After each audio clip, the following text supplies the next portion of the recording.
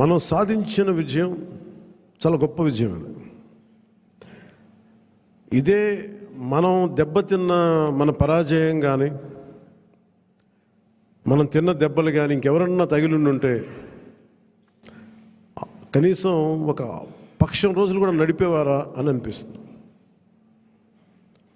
మీరు చూశారు, ఒక రాష్ట్రానికి ముఖ్యమంత్రిగా చేసిన వ్యక్తి ఓడిపోగానే అసెంబ్లీలు కూడా లేకుండా వెళ్ళిపోయారు. ఓటమి అంత భయపడుతుంది మనిషిని.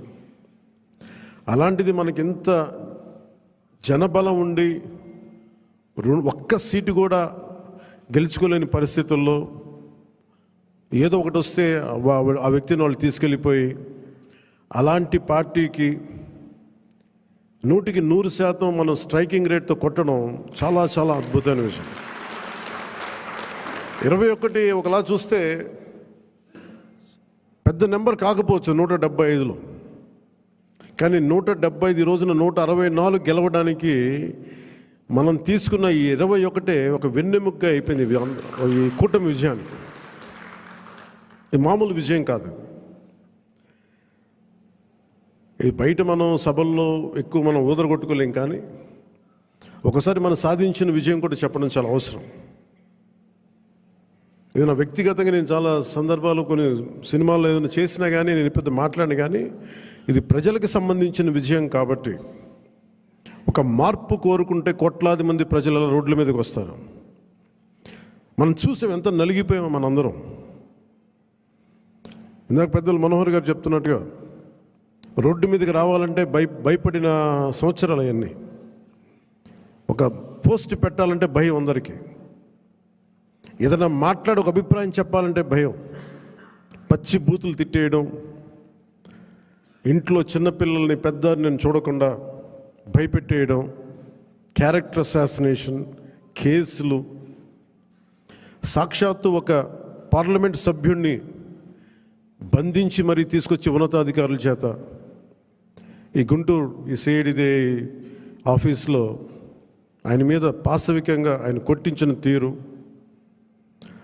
4 దశాబ్దాల సుదీర్ఘమైన అనుభవం ఉన్న ముఖ్యమంత్రిని కూడా, ముఖ్యమంత్రిగా చేసిన వ్యక్తిని కూడా, ప్రస్తుతం ముఖ్యమంత్రిగా ఉన్న శ్రీ నారా చంద్రబాబు నాయుడు గారిని కూడా జైల్లో పెట్టి 53-54 రోజులు అలాంటి భయభ్రాంతులు చేసిన ప్రభుత్వం. రోడ్డు మీదకి ఒక నోరు తెరిచి మాట్లాడాలంటే భయం, అడ్డగోలు ఇసుక దోపిడీలు. ఇలాంటి నేపథ్యంలో 5 కోట్ల మంది ప్రజలకి వెన్నుదన్నుగా నిలబడింది జనసేన పార్టీ. రోడ్ల మీదకి రావాలంటే భయం వచ్చింది. ఈరోజు మనకి 100% ఎందుకు వచ్చింది అంటే 5 కోట్ల మంది ప్రజలకి గుండెల్లో ధైర్యం నూరిపోసాం. మనం దెబ్బలు తిన్నాం మనందరం. మన ఎవరు ఇక్కడ ఉన్న వేదిక పైన వీళ్ళుంటే, మన గెలిచిన ఎమ్మెల్యేలు ఉంటే, పోటీ మీకు అన్ని స్థానాల్లో బలం ఇచ్చిన మన జన సైనికులు, వీర మహిళలు, ఇక్కడ ఆసీనులైన నాయకులు ప్రతి ఒక్కరూ మీరందరూ ఉండబట్టే ఈ విజయం సాధ్యమైంది. 21 మంది ఎమ్మెల్యేలు ఇక్కడ మేము కూర్చోగలిగామంటే నాతో సహా అది మీ అందరి కష్టం, శ్రమ, మీ మేధో మదనం, మీ ఎలక్షనీరింగ్ కేపబిలిటీ. జన సైనికులు అసలు పోటీ చేయని చోట్ల, మనం పోటీ చేసిన చోట్ల జన సైనికులు చేశారు, వీర మహిళలు చేశారంటే అదొక మన కోసం చేశారు అనుకోవచ్చు. కానీ మన పోటీ చేయని చోట, మనం పోటీ చెయ్యని మిగతా 160 మన మిగతా అన్ని చోట్ల అసలు ఎలా నిలబడ్డారు కూటమికి, తెలుగుదేశానికి కానీ భారతీయ జనతా పార్టీ కంటే నాకు నిజంగా చాలా చాలా ఆనందం వేసింది. అలాంటి జన సైనికులకి, వీర మహిళలకి చేతులెత్తి మీ అందరికీ మనస్ఫూర్తిగా మీకు నమస్కరిస్తున్నాను. అంటే మీరు రాష్ట్రం కోసం తపన పడ్డారు, రాష్ట్ర బాగోగు కోసం తపన పడ్డారు.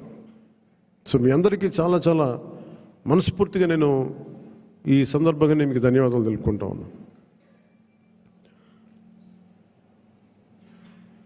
అలాగే మనం అడుగుతూ ఉన్నారు, ఏమైనా ఆశించావా నువ్వు, పదవులు, ఉప ముఖ్యమంత్రి అవుతామని ఆశించావా? నిజంగా చెప్పాలన్నా నిజంగా ఏమి ఆశించలే. మీరు చూసారు అసెంబ్లీలో కూడా మొట్టమొదటి నేను మాట్లాడినప్పుడు, ఎవరైతే మన దురదృష్టం ఏంటంటే మనందరం కూడా చరిత్రను ఎప్పుడు మర్చిపోతూ ఉంటాం. నిన్నగాక మొన్న వచ్చిన నాయకులు గుర్తుండిపోతారు, కానీ ఈ నేల కోసం ఎవరు త్యాగం చేశారో వాళ్ళు మర్చిపోతూ ఉంటారు.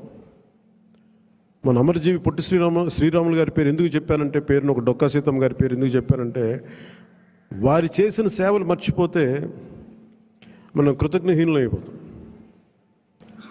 అందుకే నాకు ప్రత్యేకించి వారి ప్రేరణతో వచ్చినవాడిని. ఒక వ్యక్తి మన కోసం ఎందుకు త్యాగం చేయాలి, అలాంటి ప్రేరణతో వచ్చాను. అందుకే నేను పదవులు ఏమి ఆశించలే.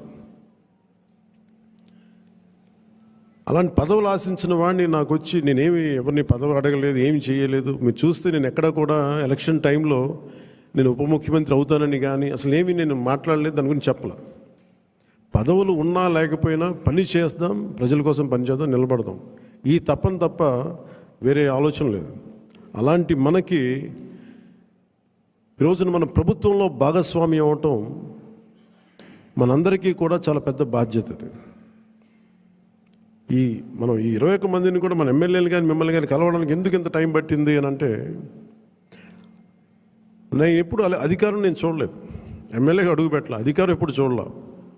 ప్రజలతో పోరాటం చేసుకుంటూ వెళ్ళిపోయాను తప్ప ఎక్కడ కూడా అధికారం ఎలా ఉంటుంది, దాని తాలూకు కష్ట నష్టాలు ఏంటి, దాని లోతుపాతు ఏంటి మనకి ఎప్పుడు తెలియదు. అసలు నాకు బాధ్యత తీసుకోగానే చాలా కీలకమైన శాఖలు మనం తీసుకున్నాం. సివిల్ సప్లైస్, అలాగే సినిమాటోగ్రఫీ, టూరిజం, దాంతోపాటు పర్యావరణం, అటవీ శాఖ,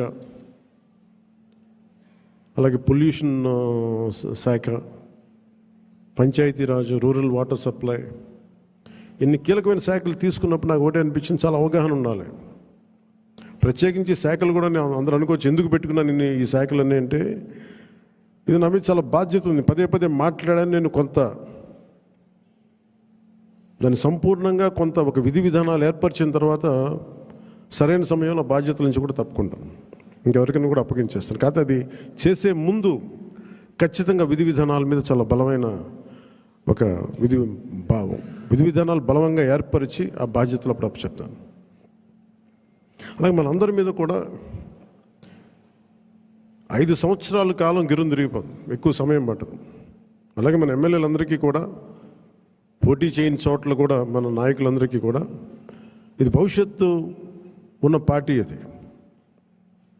మరి ఎంత బలంగా మనం చేయకపోతే దేశం మొత్తం మన వైపు చూసేలా చేసింది.